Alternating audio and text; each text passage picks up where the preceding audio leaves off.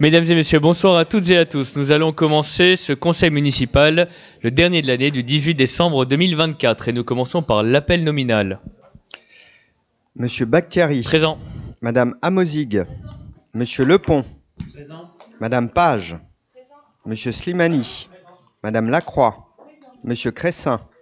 Monsieur Timofté. Madame Eftekari. Monsieur De Chauvigny. Monsieur Denis. Madame Cissé. Madame Gendard. Monsieur Morera. Madame Amar. Monsieur Bonnet-Meyer. Madame Calatassane. Monsieur Mahé. Madame Bussolo-Pons. Monsieur Alté. Madame Marteneau. Monsieur Soronellas. Madame Cacher. Monsieur Page. Madame Ovaldé. Monsieur Pilon. Madame Pérouse. Monsieur Havé. Madame Personne. Monsieur Carrard. Monsieur Jacobi. Madame Abadi. Monsieur Samoura. Madame Diaby. Madame Ankanka.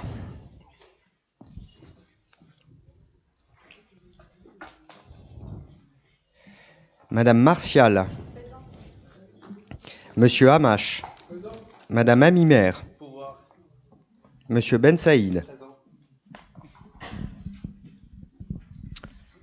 Je vous remercie. Nous allons donc ouvrir cette séance et commencer par la nomination d'un secrétaire de séance. Est-ce que monsieur Cressin, vous seriez d'accord?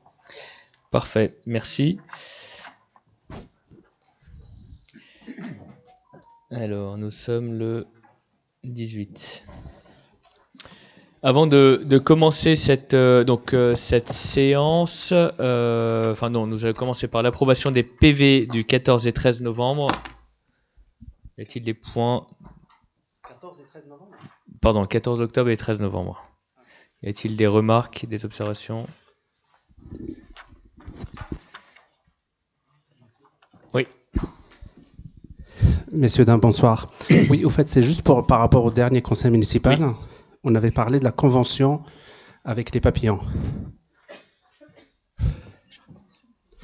Au fait, on a pris des renseignements.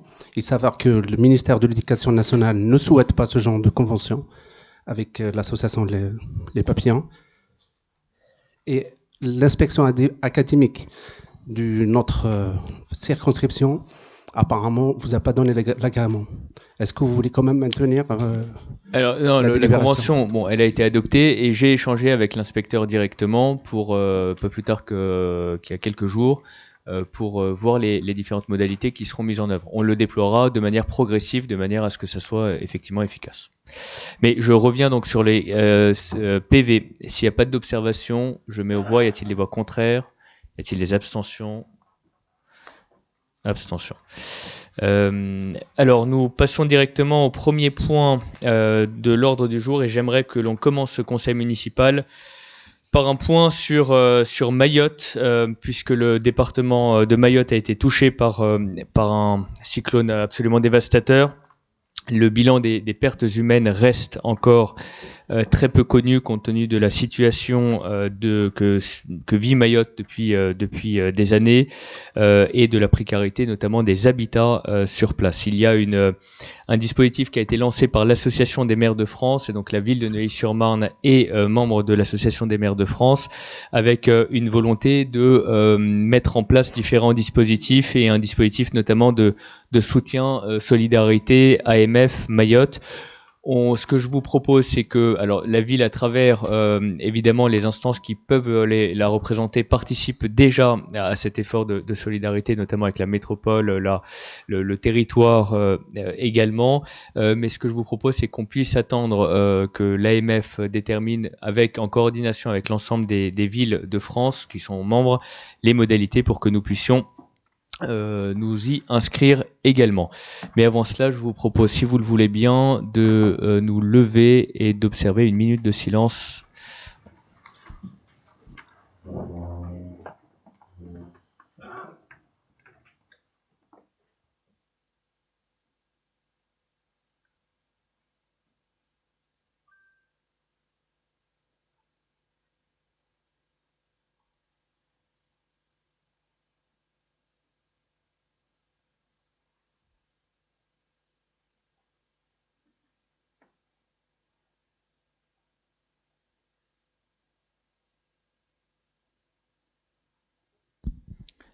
Je vous remercie.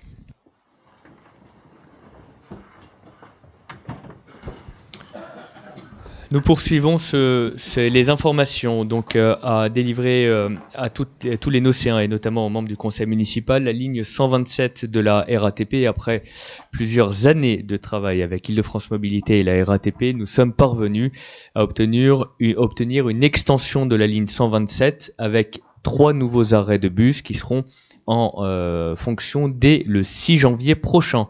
Donc c'est une excellente nouvelle puisque que la ligne ira jusqu'à la Cité des Bouleaux et reprendra une autre demande qui était faite depuis très longtemps. Elle reprendra le même chemin à l'aller et au retour, ce qui permettra d'avoir un chemin et un cheminement plus compréhensible pour l'ensemble des usagers de cette ligne. Et par ailleurs, évidemment, les lignes 113 et 203 restent une préoccupation très importante pour nous-mêmes.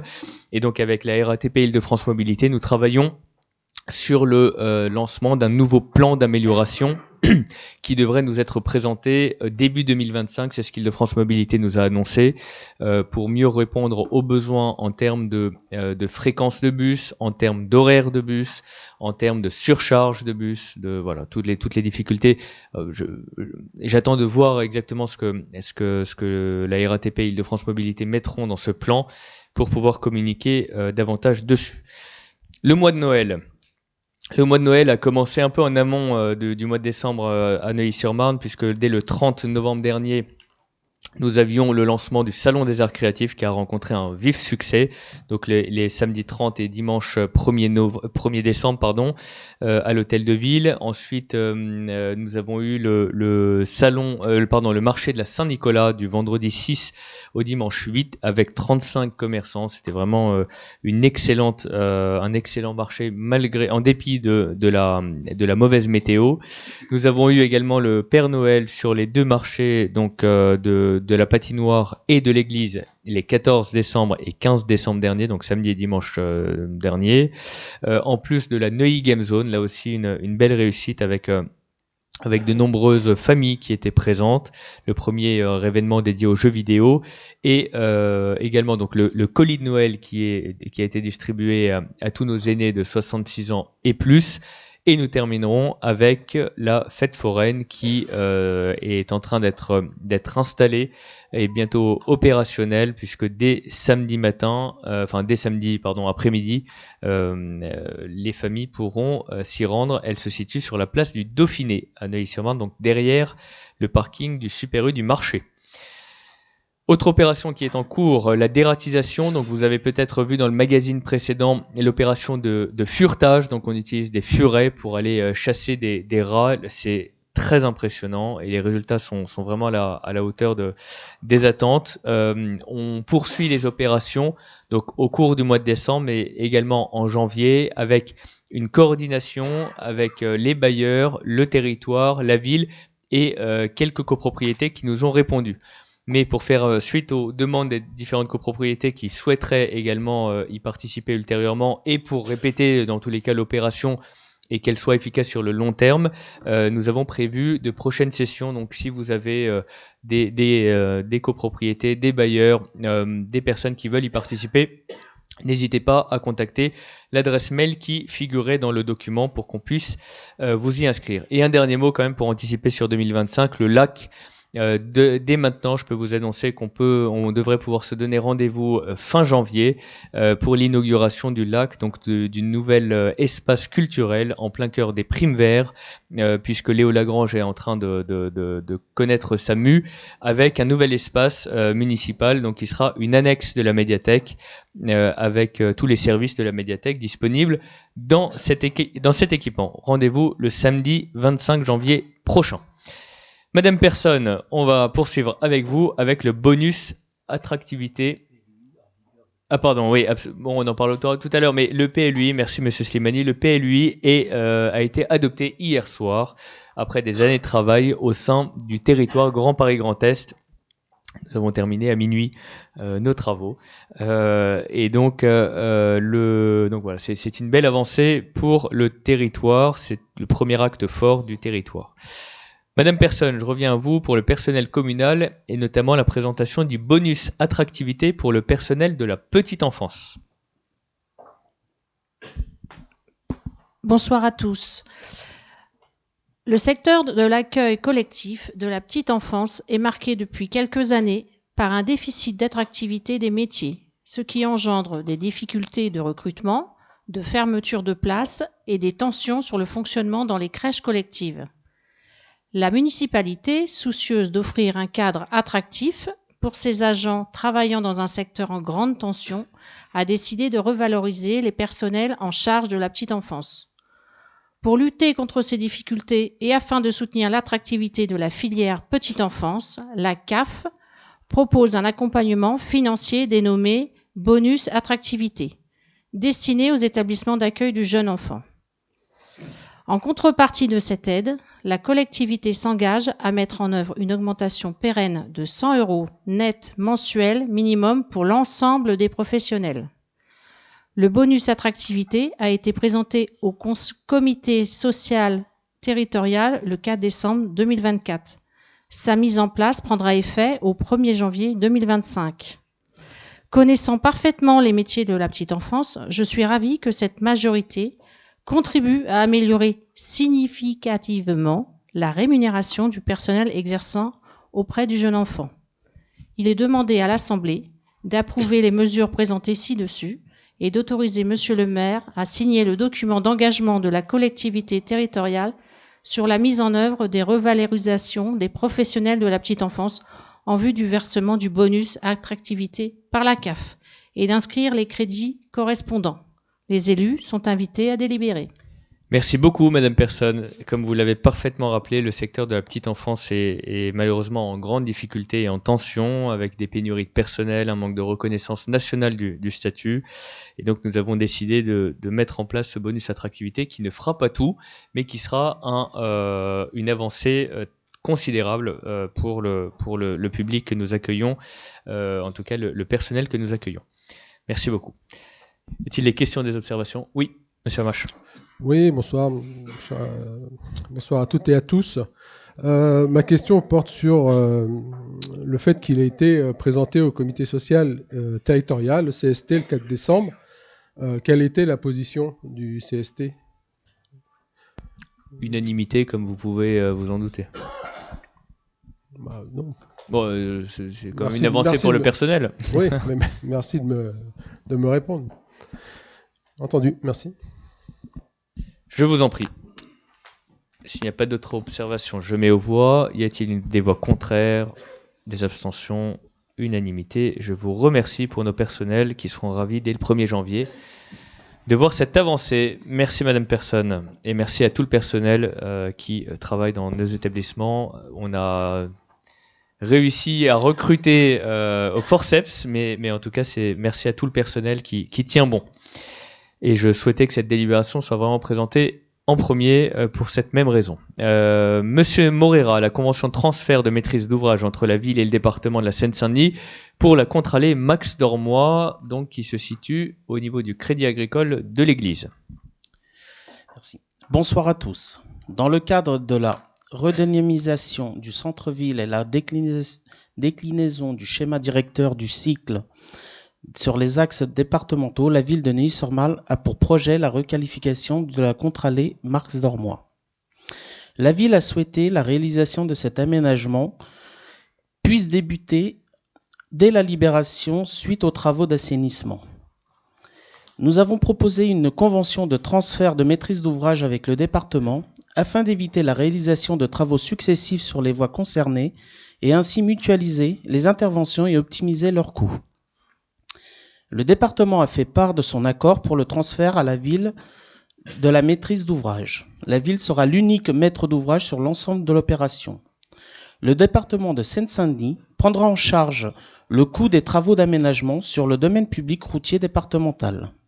Il est donc demandé au conseil municipal d'approuver les termes de la convention de transfert de maîtrise d'ouvrage avec le département, d'autoriser monsieur le maire ou son représentant à signer la dite convention et tout document s'y rapportant.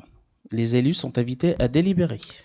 Merci beaucoup, Monsieur Moreira. Donc un petit point sur les travaux, puisque vous les voyez en passant près de l'église, les travaux avancent très bien. On est même un peu en avance sur le calendrier qui était fixé. bravo à toutes les équipes qui sont mobilisées dessus. Ça a été détaillé lors des conseils de quartier. Donc le projet consiste en une renaturation avec un sol qui sera perméable, des plantations d'arbres, une allée piétonne de qualité, une double piste cyclable et un stationnement qui comprendra également des arrêts minutes pour nos commerçants. Donc vraiment un beau projet. Et merci à toutes celles et ceux qui ont contribué et qui l'ont dessiné. Y a-t-il des questions? Non. Je mets aux voix. Y a-t-il des voix contraires? Des abstentions? Unanimité. Je vous en remercie. Le point suivant sur Madame FT Carré, donc l'avenant à la convention de coopération culturelle et patrimoniale avec le département de la Seine-Saint-Denis, autrement appelé les Olympiades culturelles. Bonsoir à tous. La municipalité favorise l'accès à la culture pour les Nocéens grâce à des actions de médiation. Dans ce cadre, le département de Seine-Saint-Denis a proposé un programme culturel en 2022-2024 pour soutenir les collectivités. Il s'agit d'adopter un avenant pour obtenir 13 000 € pour réaliser 2 projets. Un cycle d'éducation aux médias par la ludomédiathèque et un événement consacré aux esthétiques hip-hop. Il est demandé à l'Assemblée d'approuver les termes de l'avenant 2024 à la Convention de coopération culturelle et patrimoniale 6 juin, d'autoriser Monsieur le maire ou son représentant à signer le dit avenant avec le département de Seine-Saint-Denis, d'inscrire au budget les crédits alloués aux actions dans le cadre d'un cycle d'éducation aux médias et à l'information ainsi qu'à l'action dans le cadre du développement des esthétiques hip-hop. Les élus sont invités à délibérer. Merci Madame FT Carré. Donc c'est la poursuite de l'action culturelle avec la recherche de partenariats. Y a-t-il des questions, des observations? Non. Je mets aux voix. Y a-t-il des voix contraires? Des abstentions?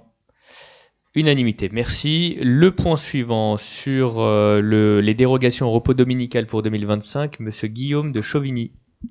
Bonsoir à tous. Donc, comme tous les ans, nous avons à délibérer sur la liste des dimanches qui dérogent à la loi du repos dominical. Et donc, pour 2025, il est proposé d'accorder au commerce 12 dimanches pour la mobilité et l'automobile, 8 dimanches pour l'alimentaire, 5 dimanches pour les chaussures, 4 dimanches pour les autres secteurs d'activité. Et donc, le calendrier est détaillé en annexe. Il est donc demandé au conseil municipal d'émettre un avis favorable à la liste des dérogations au repos dominical des secteurs d'activité de commerce de détail proposés en annexe. Merci beaucoup. Et c'est principalement donc les périodes de fête et les soldes, je crois. Ouais. Y a-t-il des observations? Non, c'est la délibération classique. Y a-t-il des voix contraires? Des abstentions? Unanimité. Je vous remercie. Le point suivant, Monsieur Lepont, sur la charte territoriale et la convention communale de la GUSP, donc la gestion urbaine et sociale de proximité. Bonsoir à tous. La politique de la ville a réduit l'écart de pauvreté entre les quartiers périmètre QPV et le reste de la ville et a amélioré le quotidien des habitants en mobilisant un ensemble de partenaires, l'État, les collectivités publiques, la commune, le territoire GPGE ainsi que le département, et les acteurs du quartier que sont les habitants, les bailleurs, les associations et les entreprises. Le contrat de ville Engagement Quartier 2030 est partagé entre ces partenaires afin de construire collectivement des solutions et des projets au bénéfice des habitants des quartiers en difficulté. Il définit pour 5 ans, de 2025 à 2030, les orientations et les priorités d'intervention. La ville a défini les priorités suivantes. La lutte contre l'insécurité et la prévention de la délinquance, le renforcement de la présence des services publics et acteurs associatifs dans le quartier, la propreté des espaces communs et la gestion des déchets, l'amélioration des conditions de vie dans les logements et la lutte contre la précarité, le déploiement des moyens d'implication dans la vie locale pour les habitants, l'accompagnement des transformations du cadre de vie. Si la Convention encadre les actions des bailleurs sociaux financés dans le cadre de la GUSP, la ville et l'EPT, où la dite convention a été acceptée en Conseil de territoire hier soir, assure le suivi et la bonne utilisation des fonds de cette GUSP. Il est donc demandé au Conseil municipal d'approuver les termes de la Charte territoriale 2025-2030 GUSP, ainsi que la Convention 2025-2030 Neuilly-sur-Marne, si annexée. d'autoriser Monsieur le maire ou son représentant à signer la dite charte territoriale et la convention communale de gestion urbaine et sociale de proximité 2025-2030. Les élus sont invités à délibérer. Merci Monsieur Lepont. Donc cette convention a été adoptée effectivement hier soir et ça permet de mobiliser donc les fonds des bailleurs sociaux pour les actions qui sont liées à la sécurité, aux services publics, aux actions de propreté, aux conditions de vie et tous les points qui ont été détaillés par Monsieur Lepont. Est-il des questions, des observations? Oui, Madame Martial.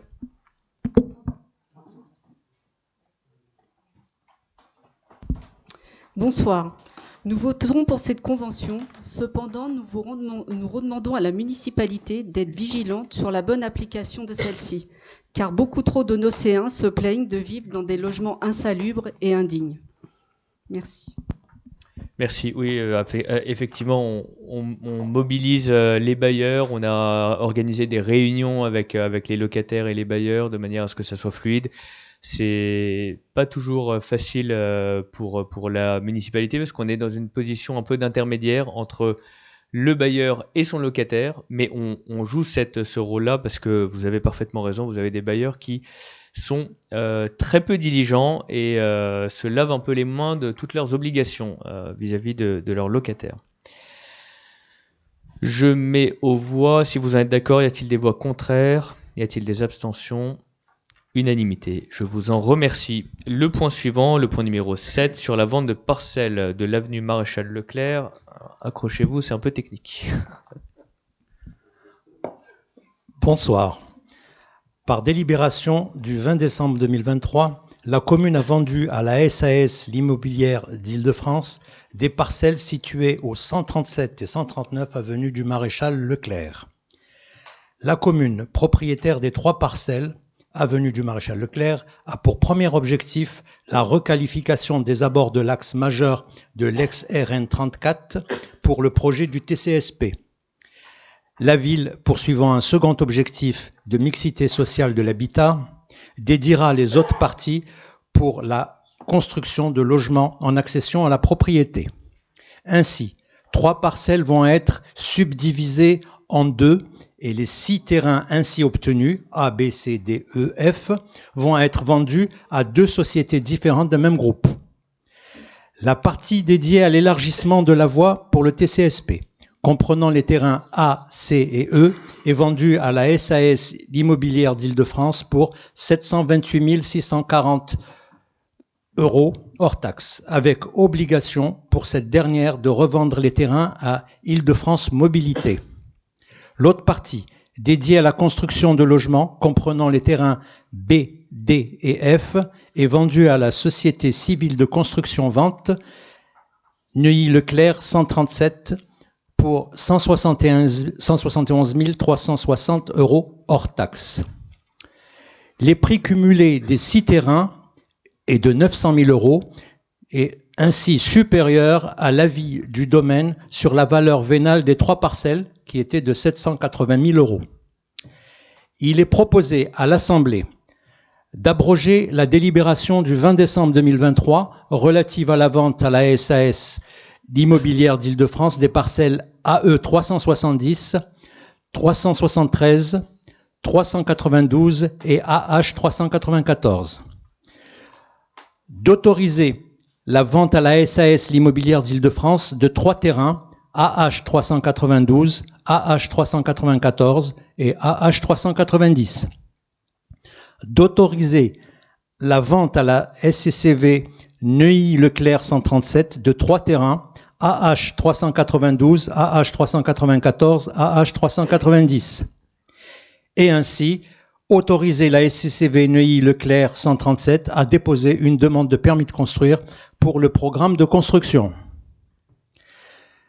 2. Constituer sur les parcelles conservées par la commune toute servitude réelle, perpétuelle ou temporaire permettant les droits d'accès aux parcelles cédées à la SCCV Neuilly-Leclerc 137 et lui permettre la réalisation de son programme immobilier. et d'autoriser Monsieur le maire ou son représentant à signer les actes authentiques de tous les actes nécessaires à la réalisation de ces ventes. De désigner l'office notarial de Neuilly-sur-Marne, 56 rue Théophile Gobert, pour la rédaction de l'acte authentique constatant le caractère définitif de la vente. Les élus sont invités à délibérer. Merci, Monsieur Slimani. Donc, pour être synthétique, vous avez la Nationale 34. Sur la Nationale 34, vous avez des parties de bâtiments qui existent aujourd'hui qui sont avancées, les bâtiments anciens.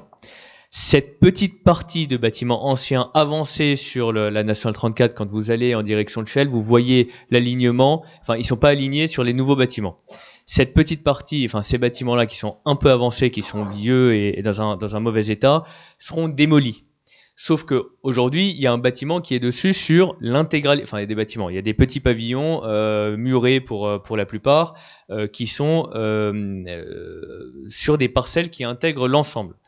Donc, ce qui est fait, c'est que en fait, il y a une distinction de parcelles de manière à ce que ça puisse être vendu d'une part à Île-de-France Mobilité dans le cadre de l'élargissement de la voirie, puisque la voirie va être élargie. Et donc, il y a une partie qui va rentrer dans la DUP, donc la déclaration d'utilité publique, qui permet à Île-de-France Mobilité de récupérer tous les biens qui dépassent, en gros, et l'autre partie sur laquelle il peut y avoir une construction qui est limitée puisque évidemment notre PLU, le PLU qu'on avait mis en place dès novembre 2021 limitait très fortement les possibilités de construction. Mais nécessairement, il faut que ça mute. On peut pas laisser une dent creuse en plein milieu. Et donc, pour garantir que tout se fasse correctement, on fait rentrer la Séminoc, qui est donc la SEM, la Société d'économie mixte dans laquelle la ville est majoritaire, dans l'opération de manière à contrôler et verrouiller et de manière à s'assurer que la personne à qui on vend, en gros la société à qui on vend, fera bien ce qu'on lui demande de faire. Parce que la Séminoc sera dans une nouvelle société, parce qu'en gros, il y a une société qui existe et on crée une société commune, la SCCV Neuilly-Leclerc 137, pour cette opération. Donc, ce qui permet d'avoir une assurance de bonne réalisation de l'opération. Je suis navré de la technicité de la délibération qui est assez difficilement abordable en raison de l'énumération des numéros de parcelles. Y a-t-il des questions? Oui, Monsieur Hamache. Oui, je ne sais pas si ça va amener de la confusion ou pas, mais dans la délibération du 20 décembre 2023, il n'y a pas que les parcelles AH 392 et 394 qu'on évoque évidemment dans cette délibération. Il y a aussi la AE 370 et 373 qui est près de l'ancien Buffalo Grill. Donc on abroge une délibération, mais dont il y avait aussi ces terrains-là. D'ailleurs, les deux vous avez raison, amenaient 1 368 000 euros au final là-dessus. Donc la question, c'est que deviennent ces parcelles et à quel moment on a une information là-dessus. Je pense que vous avez parfaitement raison. En fait, c'est dans la délibération devrait être, je pense, d'abroger la délibération du 20 décembre 2023 uniquement relative aux parcelles qui sont concernées par cette délibération. Mais vous avez raison, ça c'est une coquille. Parce que lesquelles vous avez dit 370 et 373 étaient de l'autre côté. Elles sont de l'autre côté de la voie, côté vous avez raison. tout au bout, là avant la rue d'Onzelot, je crois. Alors je ne sais pas si on peut annuler partiellement une délibération. Je ne suis pas sûr. Hein. Il y a eu un seul vote. Il faut refaire. Ouais. Donc du coup, il faut... Ouais. Donc vous avez parfaitement raison, on va voir s'il faut redélibérer sur l'autre. Mais dans tous les cas, pour pouvoir avancer là-dessus, il va falloir délibérer sur ce point-là. Merci de votre vigilance. Oui, mais la délibération, elle porte sur l'ensemble, donc je pense qu'il faut... Ouais. Si on l'abroge, on fait tomber les deux. Oui, on fait tomber les deux. Il faut faire tomber les deux, je pense, parce que en fait, pour avancer sur celle-ci, et c'est celle qui est la plus rapidement, quoique...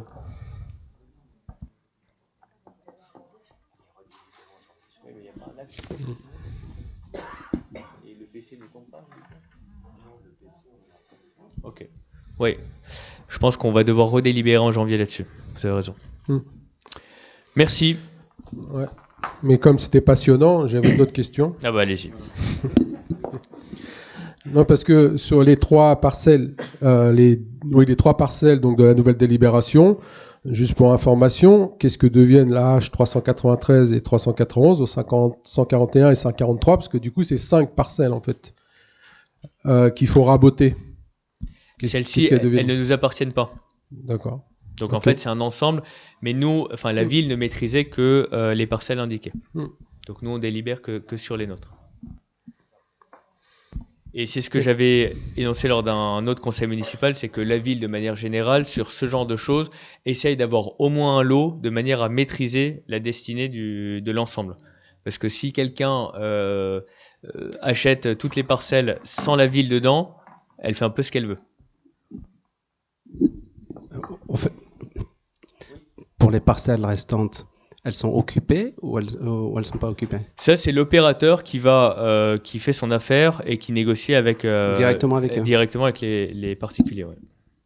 Et c'est un peu l'objectif, c'est qu'en fait, ce qu'on voulait éviter, c'est ce qu'on réussit à faire de cette manière-là, c'est éviter une expropriation par Île-de-France Mobilité. Parce que dès qu'ils prennent la DUP, là, ils exproprient. Et ils exproprient en prenant pas trop de gants.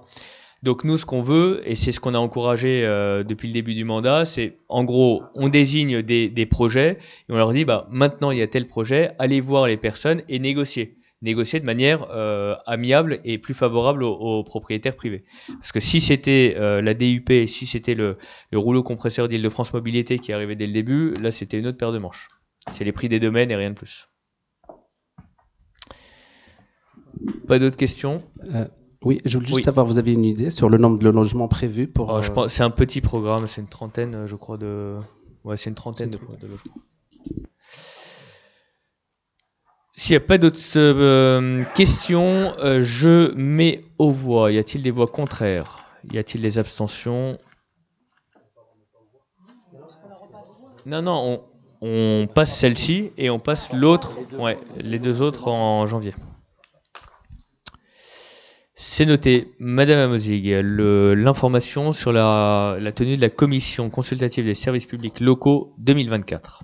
Bonsoir à tous. Conformément à l'article L1411-3 du CGCT, les délégataires d'un service public doivent présenter chaque année à l'autorité délégante un rapport comportant les comptes annuels, les opérations effectuées dans l'année, ainsi qu'une analyse de la qualité du service.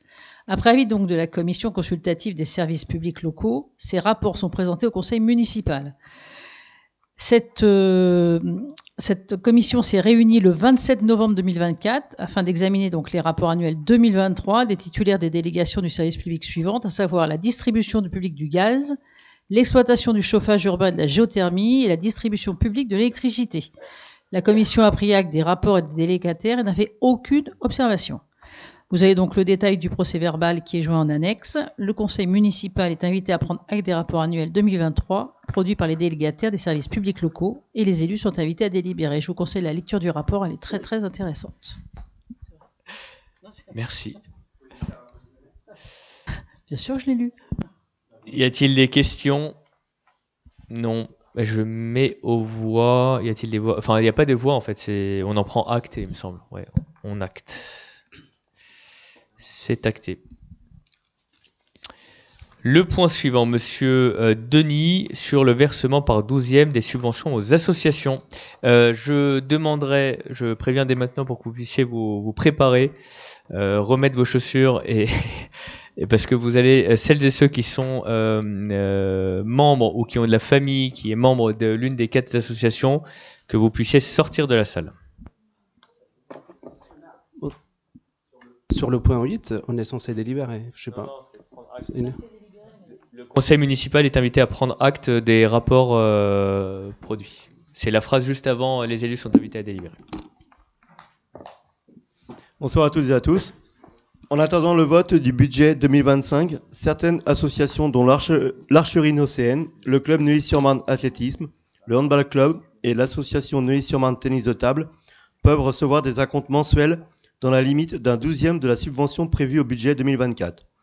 Le conseil municipal souhaite également inclure le centre communal d'action sociale dans cette mesure. Les élus des conseils d'administration concernés doivent se signaler, s'abstenir de voter et quitter la salle lors des débats, conformément à la charte éthique adoptée le 19 février 2022. Le conseil municipal est invité à approuver ces versements anticipés et à s'engager à les inclure dans le budget 2025.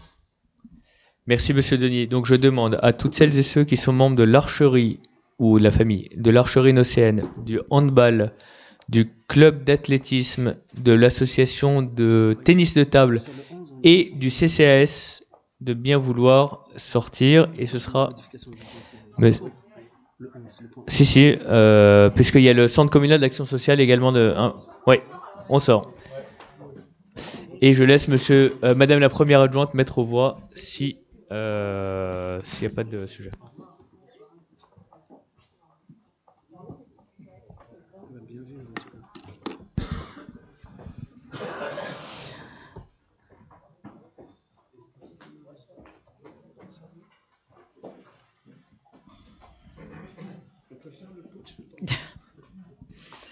Un peu de sérieux, monsieur Ben Saïd. Bien, je mets donc aux voix. Y a-t-il des abstentions? Contre? À l'unanimité pour. Je vous remercie. Revenir. S'il vous plaît.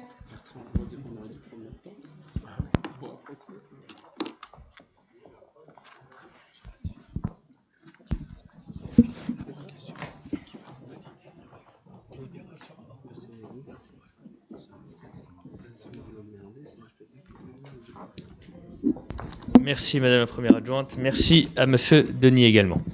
Monsieur Bonnet-Mailleur, les dépenses d'investissement avant le vote du budget primitif 2025, là également une délibération habituelle en fin d'année. Bonsoir. À compter du 1er janvier 2025, la commune peut, jusqu'au vote de son budget, mettre en recouvrement les recettes et engager, liquider et mandater les dépenses de fonctionnement dans la limite de celles inscrites au budget de l'année 2024. En revanche, afin d'assurer la continuité de ces paiements jusqu'au vote du prochain budget, le conseil municipal doit autoriser Monsieur le maire à engager, liquider et mandater les dépenses d'investissement dans la limite d'un quart des crédits ouverts au budget de l'année 2024. Il convient donc d'autoriser Monsieur le maire à procéder aux dépenses d'investissement selon le tableau détaillé précisant le montant et l'affectation des crédits joints à notre synthèse. Les élus sont invités à délibérer. Merci beaucoup, Monsieur Bonnet-Mailleur. Y a-t-il des questions, des observations? Non. Je mets aux voix. Y a-t-il des voix contraires? Y a-t-il des abstentions? Unanimité. Merci.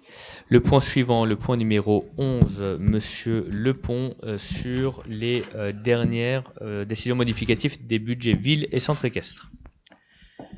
Budget ville, décision modificative numéro 5. Le passage en M57 au 1er janvier 2024 a introduit la notion de prorata temporis dans le calcul des amortissements. Il est donc indispensable de régulariser annuellement les crédits budgétaires affectés à ces mouvements. Vous avez le détail dans le tableau annexé. D'autre part, en fonctionnement, afin de finaliser 2024, il est proposé un ajustement de 350 000 €. Il est demandé à l'Assemblée d'adopter la décision modificative numéro 5 et de procéder aux modifications chapitre par chapitre, aucun article n'étant spécialisé. Les élus sont invités à délibérer. Je passe au budget centre équestre. Budget centre équestre, décision modificative numéro 3. Il est proposé d'inscrire les crédits permettant de comptabiliser la sortie de 2 chevaux mis en réforme pour raison de santé à hauteur de 8 600 €. Il est donc demandé aux membres du conseil municipal de procéder aux inscriptions telles que détaillées dans le tableau joint, d'adopter la présente modification numéro 3 chapitre par chapitre, aucun article n'étant spécialisé. Les élus sont invités à délibérer. En application de la M57, vous avez en pièce jointe les budgets villes et centres équestres modifiés. Merci Monsieur Lepont. Y a-t-il des questions, des observations? Non. Vous voulez 2 votes séparés ou le même vote? Même vote? Ok. Y a-t-il des voix contraires? Y a-t-il des abstentions? Unanimité. Merci. Le point suivant, la modification des représentants au sein des instances municipales. Suite au conseil municipal du 14 octobre dernier pour la bonne marche administrative des affaires de la commune, il est nécessaire de procéder à des désignations au sein des différentes instances municipales. Les sièges rendus vacants par un élu doivent échoir à un autre membre de la même liste. Différentes instances sont concernées et donc je les citerai tout à l'heure. Pour les commissions et les conseils, si un seul candidat a déposé sa candidature, les nominations prennent effet immédiatement et il en est donné lecture par monsieur le maire. Pour le conseil d'administration du CCAS, c'est la liste qui reprend l'ensemble des titulaires actuels auxquels sera ajouté un élu qui sera soumis au vote et il y aura également un vote distinct pour le conseil de territoire. Donc il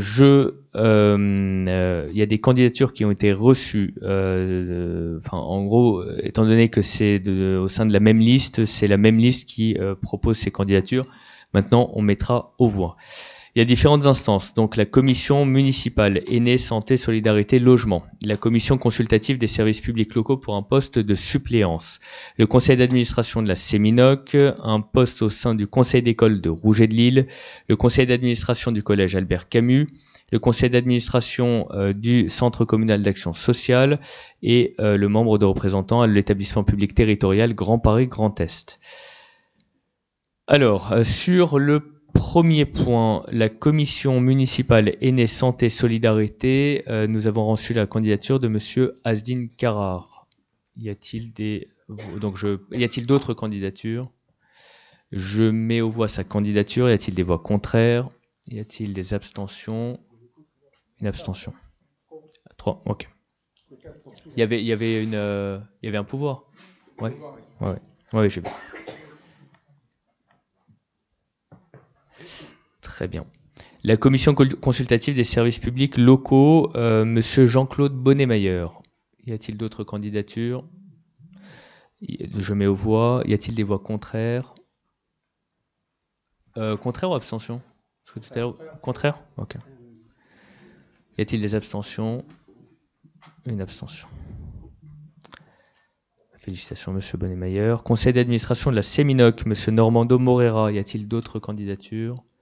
Non. Y a-t-il des voix contraires? Monsieur Ben Saïd? Oui, c'est toujours contraire. Ouais. Mais juste le premier, c'est abstention, on est d'accord? Non. Ah, c'était contraire? Ok, pardon. Voix contraire 4, abstention 1. Félicitations à monsieur Morera. Conseil d'école Rouget-de-Lille, monsieur Asdin Karar. Y a-t-il d'autres candidatures? Des voix contraires? 4. Abstention 1. Très bien. Conseil d'administration du collège Camus, monsieur Bonnet-Mayer. Y a-t-il des voix contraires? Enfin, d'autres candidatures? Y a-t-il des voix contraires? Y a-t-il des abstentions? Très bien, félicitations. Conseil d'administration du CCAS, monsieur Patrick Denis. Oui. Je voulais savoir, on pourrait poser des questions après ou... Bien sûr. CCAS, Patrick Denis. Y a-t-il d'autres candidatures? Non. Y a-t-il des voix contraires? 4. Abstention 1. Très bien. L'EPT Grand Paris Grand Est, monsieur Yves Soronellas. Y a-t-il d'autres candidatures? Y a-t-il des voix contraires? Y a-t-il des abstentions? 1. Très bien. C'est noté. Vous vouliez poser des questions? Oui, la première question, je voulais juste savoir qu'en était de la délégation du maire adjoint, qui incluait aussi bien le contrat local de santé et de l'action en faveur de la prise en charge de l'handicap. Elle n'est pas réattribuée et donc elle est redéployée auprès du maire. Parce qu'en fait, toutes les délégations sont des délégations de pouvoir du maire. Donc dès lors que vous la retirez à un adjoint, elles reviennent automatiquement au délégant, donc au maire. Donc vous allez avoir 2 fonctions en fait, maire et puis... non. Non, c'est pas, je parle pas de cumul. Non, mais vous allez gérer aussi bien la santé en direct. Pardon, mais je m'occupe pas que de mairer. Le maire s'occupe de tous les sujets.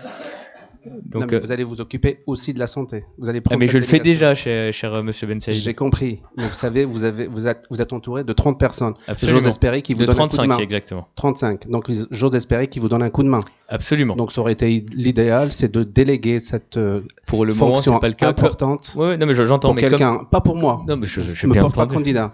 Mais ça aurait été bien de la proposer à quelqu'un. Vous ne pourriez pas, dans tous les cas, à moins de changer de sexe. Mais c'est libre à vous, hein. Vous n'en savez rien. Libre à vous.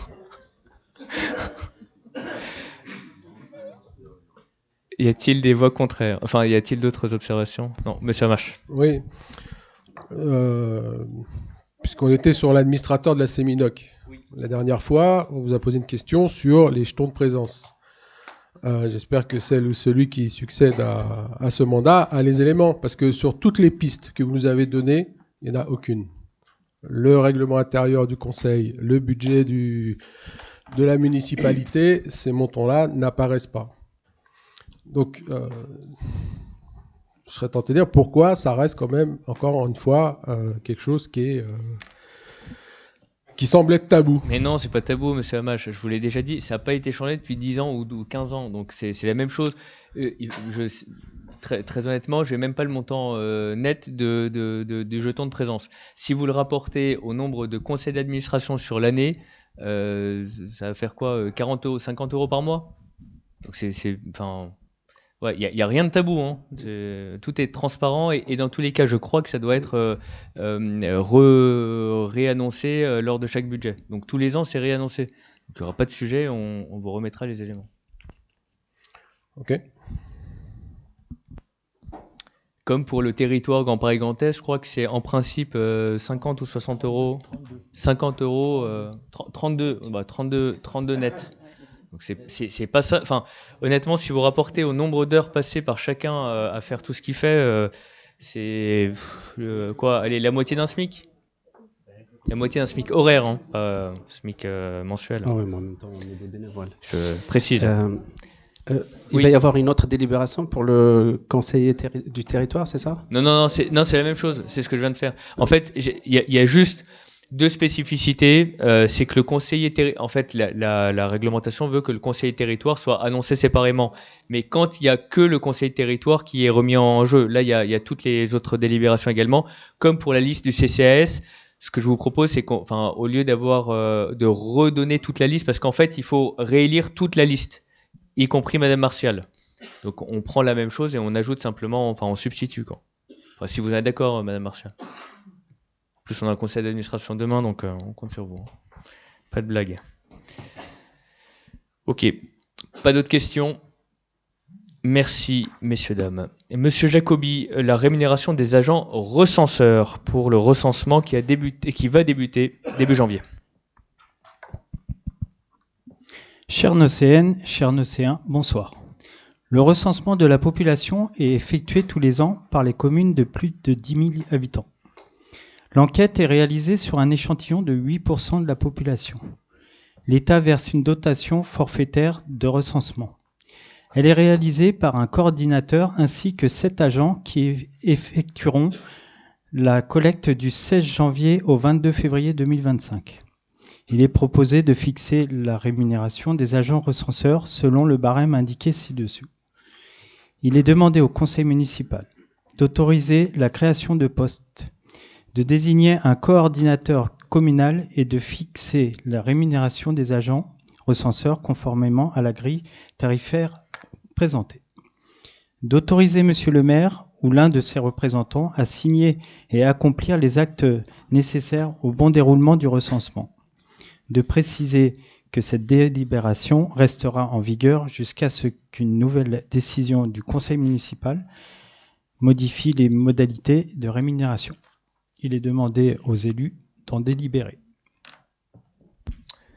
Merci Monsieur Jacobi, très clair. Et pour votre information, dans le magazine de janvier, on mettra aussi les photos des agents recenseurs pour que les personnes qui les reçoivent chez eux sachent. Bon, la photo elle est pas très grande, donc faut bien regarder. Mais voilà, j'invite tous les Nocéens à vraiment regarder le magazine pour éviter de se faire un peu rouler dans la farine. Y a-t-il des questions? Oui, Monsieur Amache. Oui, très, très rapide, mais ça n'a rien à voir avec ça n'a rien à voir. En tout tout cas, c'est pas sur la rémunération des personnes, mais c'est sur le nouveau questionnaire de recensement. Nous, on voulait attirer l'attention des Nocéens, et vraisemblablement chacun et chacune d'entre nous. Ils ont intégré deux nouvelles questions sur lesquelles, autant vous dire qu'on est défavorable. C'est celle qui recense l'origine et la nationalité des parents du... voilà.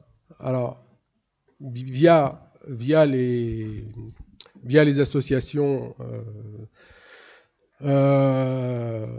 ils ont réussi à ce qu'elles deviennent facultatives, mais les questions existent toujours. Elles sont là-dedans. Donc, on invite les Nocéens à ne pas répondre à cette question-là. Voilà, c'est tout. Merci pour cette... Oui, Monsieur Jacobi. Parce que moi, je fais le recensement chaque année dans la commune où je travaille. Et vous avez eu où cette question? C'est sur les questionnaires en ligne. En ligne. En ligne, d'accord. Et c'est sur les nouveaux questionnaires. Merci pour cet apport. Pas de voix contraire, j'imagine. Pas d'abstention. Unanimité. Je vous remercie.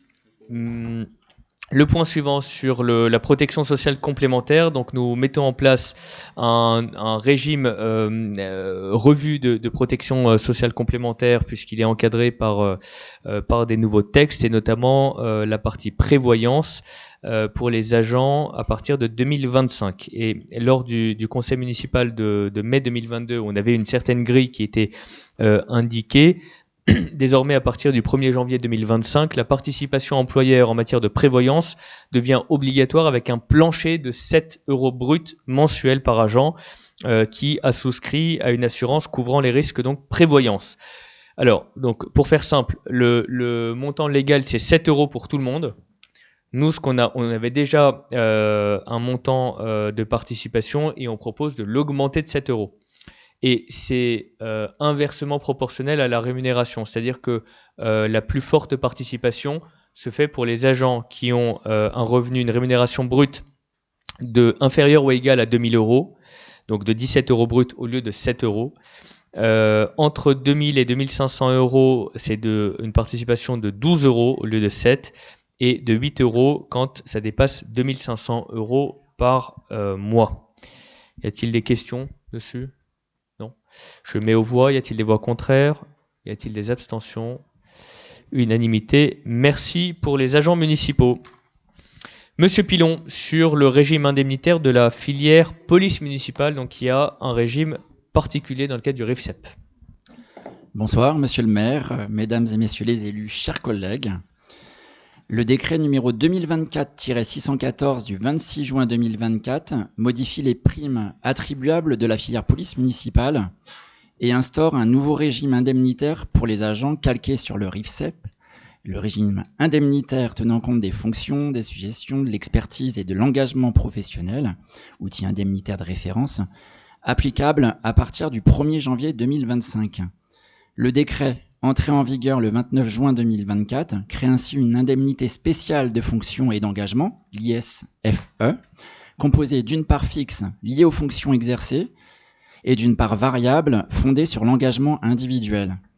Précisons que l'ISFE est exclusive de toute autre prime et indemnité liée aux fonctions et à la manière de servir, à l'exception des indemnités horaires pour travaux supplémentaires et des primes et indemnités compensant le travail de nuit, le dimanche ou jour férié, ainsi que les astreintes et le dépassement régulier du cycle de travail.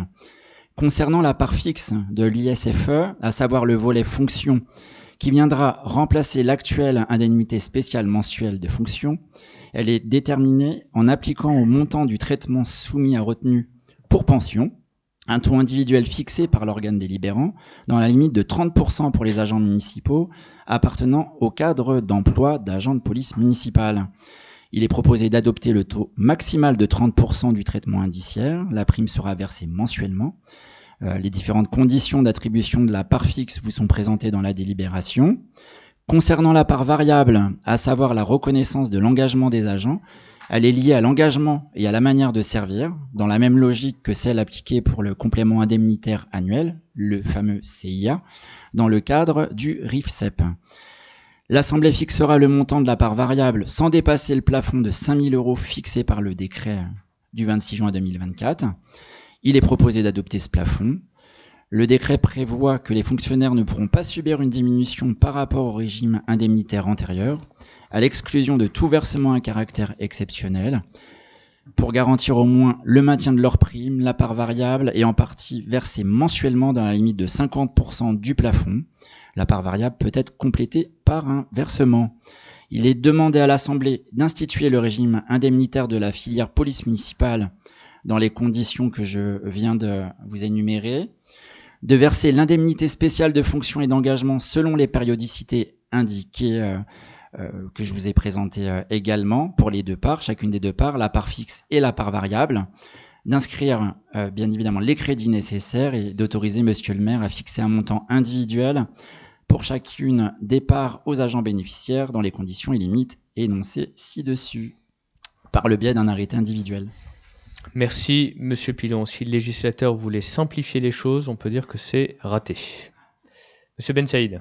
Alors justement, donc c'était le législateur qui a mis tout ça. J'ai deux petites questions. Pour la part variable, j'aimerais bien savoir comment vous allez définir ou quels sont les critères qui seraient mesurables, atteignables, qui vont vous permettre d'évaluer ce qu'on appelle l'engagement et à la manière de servir. Parce que moi, j'estime quand vous embauchez la PM, ils sont tous très bons, ils sont tous engagés pour notre belle ville de Neuilly-sur-Marne. Quels sont les critères que vous allez définir pour leur permettre d'avoir sa partie variable? La deuxième question, c'est toujours cette fameuse phrase d'autoriser monsieur le maire à fixer un montant individuel. Ça donne l'impression que vous allez le définir vous-même. J'imagine que vous êtes aidé par une commission paritaire ou quelque chose comme ça. Bah, si vous pouvez réécrire ça pour les prochaines fois, ça nous éviterait de vous poser toujours la même question. Absolument. Donc sur la collégialité, oui, il y a une commission d'harmonisation. Et sur la part variable, alors elle est simple, hein, c'est la même que sur la part variable de la manière de servir qui a été définie avec les organisations syndicales, donc avec plusieurs critères et notamment la réalisation des objectifs, la proactivité, la coopération, transversalité, l'autonomie, la continuité du service public, le tutorat et la cooptation notamment sur les métiers en tension, si vous arrivez à faire venir du monde dans nos effectifs. Pour les non-encadrants, il y a la conscience professionnelle et les compétences relationnelles, la gestion du temps et le respect des délais.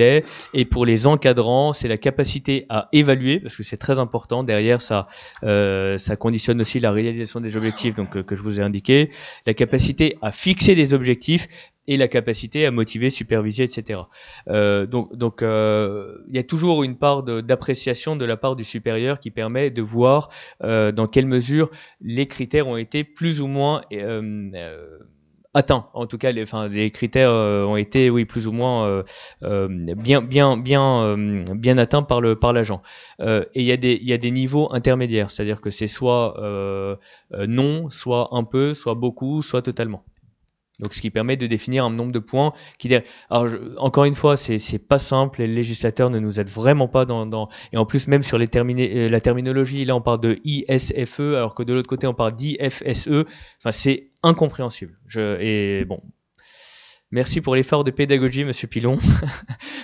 Je voulais juste savoir s'il était possible aussi d'inclure le retour des non-séants sur le fonctionnement de cette police municipale. Ouais. À titre personnel, je n'ai aucun problème avec eux, mais c'est vrai que je leur conseille davantage de dire le bonjour, le merci, au revoir. C'est très très simple, c'est facile, ça coûte rien du tout, c'est très facile. Donc vraiment, j'en ai déjà parlé à monsieur le maire adjoint et j'aimerais bien que le message passe. Alors ça... De notre côté, les messages sont bien transmis et moi j'ai pas constaté de manque de courtoisie de la part de nos agents parce que c'est une des premières choses que l'on demande. Ouais. Bon, si vous l'avez constaté, c'est très bien, mais c'est une des premières choses qu'on demande, c'est le vouvoiement, le respect du cadre, le respect tout court. Et de mon côté, j'ai pas eu de remontée négative là-dessus. Il y a eu d'autres remontées sur notamment une volonté d'avoir plus de policiers, mais j'ai pas eu de remontée sur un manque de courtoisie de notre police municipale. Parce qu'encore une fois, c'est un des points sur lesquels et Monsieur Pilon et Monsieur Crescent sont extrêmement attentifs. Alors si vous le permettez, effectivement, Monsieur Ben Saïd, on a eu l'occasion d'échanger sur le sujet. La seule chose que je peux dire, c'est que de la part des Nocéens et leurs sollicitations ou les remarques qui peuvent être faites concernant l'attitude ou le comportement des agents, je peux vous garantir que systématiquement, je dis bien systématiquement, puisqu'on en a des points hebdomadaires, réguliers, les informations sont remontées directement auprès de la police municipale. Bon, la courtoisie, l'échange, l'écoute sont des points sur lesquels on insiste fortement. Bon, il y a des imperfections probablement ou des gens qui sont peut-être mécontents. J'en ai pas eu le retour directement, mis à part vos remarques, mais en tout cas vos remarques ont été transmises. Voilà, le lendemain d'ailleurs. Donc voilà, je tenais à le préciser. Merci. Y a-t-il d'autres remarques? Non. Je mets aux voix. Y a-t-il des voix contraires? Y a-t-il des abstentions? Unanimité et... Non, une abstention. Même Diaby.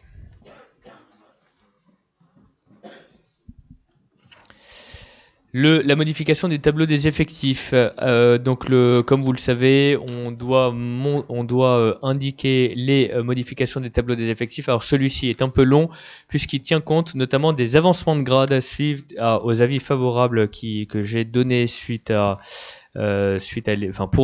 à l'évolution de nos agents et avec des concordances de grade avec le grade de l'agent recruté principalement. Voilà les deux types de modifications qui sont proposées. Y a-t-il des questions, des observations? Non. Je mets aux voix. Y a-t-il des voix contraires? Y a-t-il des abstentions? Unanimité. Merci beaucoup pour nos agents. Nous avons le point suivant sur les décisions prises en application de l'article L2122-22 du Code général des collectivités territoriales. Y a-t-il des remarques? Non, nous actons.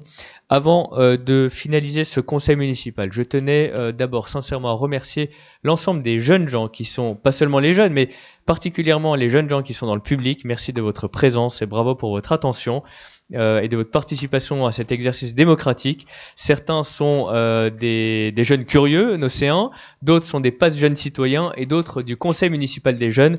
Donc encore une fois, bravo à vous, bravo de vous mobiliser sur les commémorations, sur les conseils municipaux. Voilà, bravo encore une fois de votre investissement.